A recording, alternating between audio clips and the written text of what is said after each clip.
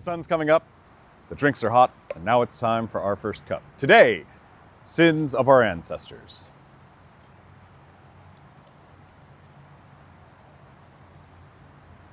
The year is 2014, 2015, somewhere in there.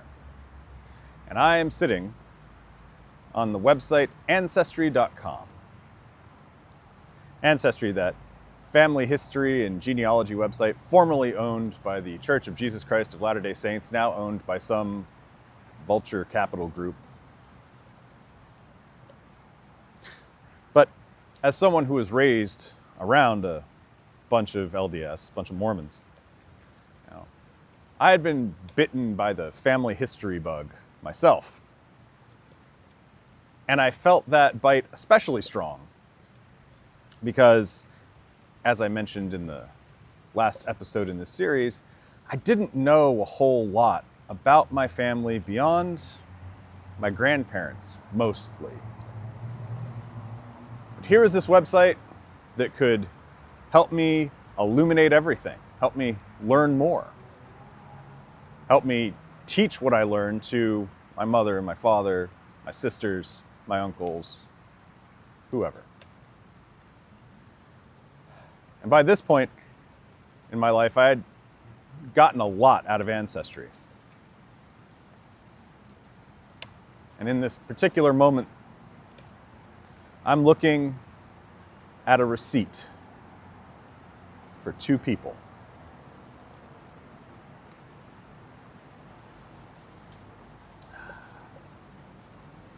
Their names, as recorded, were Enoch and Mary.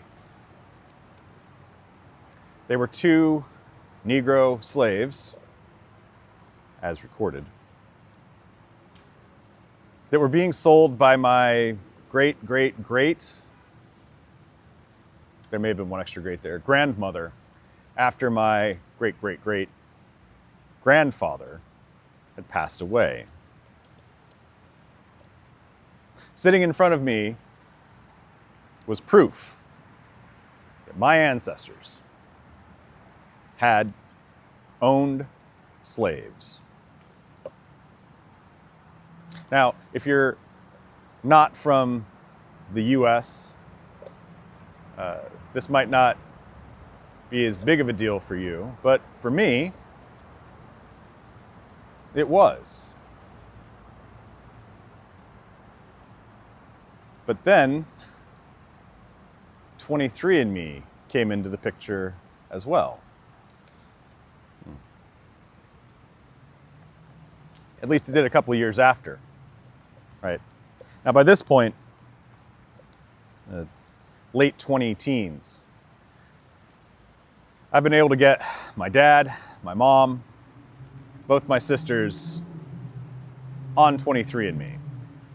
And the website has evolved at this point as well. It's able to tell us things about each other and our relationship to each other genetically, right? And there's a lot more people using the site as well. And this is important because one of the things that 23&Me shows you are genetic relatives that are in its database. And when I say genetic relatives, I don't just mean, oh, this is your mom, this is your dad, these are your sisters, right? You actually kind of have to tell them that you're related, and then it figures it out. But using that data, it says, oh, here's who else you're related to and at what percentage.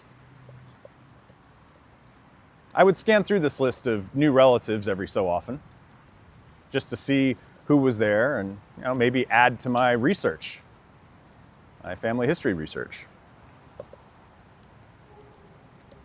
I was quite surprised one day to see a large group of people in the South. They seemed to be from Georgia. I shared a pretty big chunk of my DNA, not like 50%. It was, something smaller, but a lot more than like the 0.43% that I matched with a lot of other people. And I started digging into this cadre of individuals. Because on the website, you can see their ancestry composition, right? Like, so with me, long story short, I'm 51% German and then a bunch of other like muddy, like Northern European places with a little bit in Africa. But this group of people in the South, they were mostly African, not just Northern Africa, Western, Southern. I'd found a big pile of black relatives.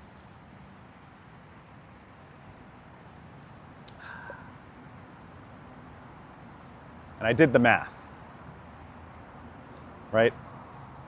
Because if you think about it, your parents, your mom and your dad, 50%-ish from your dad, 50%-ish from your mom, right? If you have a child, that child, sure, it's going to be 50% you, but you can break it down even further and say, oh, look, this child is going to be essentially 25-ish% its grandfather and 25-ish% its grandmother on either parent's side. And you can keep doing this process all the way down. I did the math.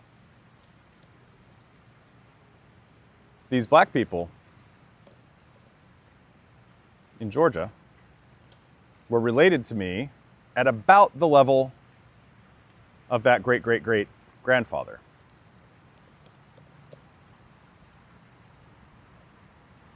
I went and I checked the DNA of my mom and my dad as well, because mom was from Florida, so maybe there was something there. These people were not related to my mother. They were related to my father.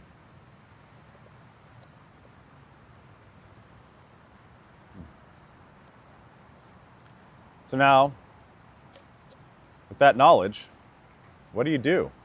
Because I'll make it explicit here.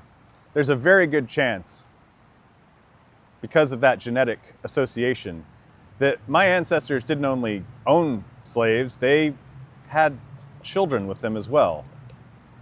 And these people that I was looking at in 23&Me were the descendants of those children. So I looked around, and it turns out that there are a few black genealogical associations. It turns out that these associations also specialize in dealing with information from people like me. It turns out I'm far from the first person to figure something like this out. But we're not known about publicly, which is part of the reason I'm telling you this story today. But you can give them your information. You can say, here's who I am, here's what I know about my family history, and here's what I found for these people in this population. And if those people in Georgia ever come across this genealogical organization, if they ever want to know more about their history beyond that point, well, I can fill some of it in for them.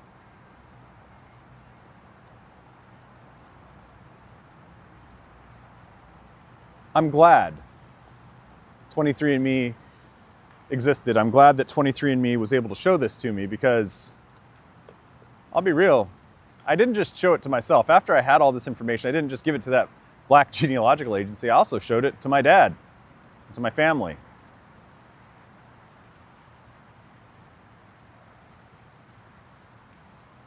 I felt like even if I can't,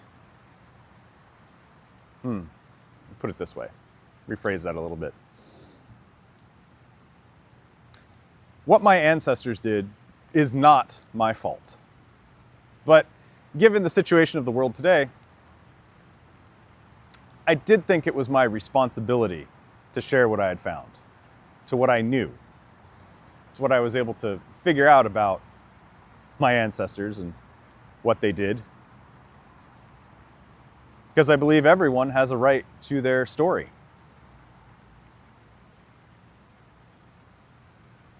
23&Me, well, it wasn't done telling me stories after this incident. No, not by far. Next time, we'll talk about hidden children. We'll speak again soon.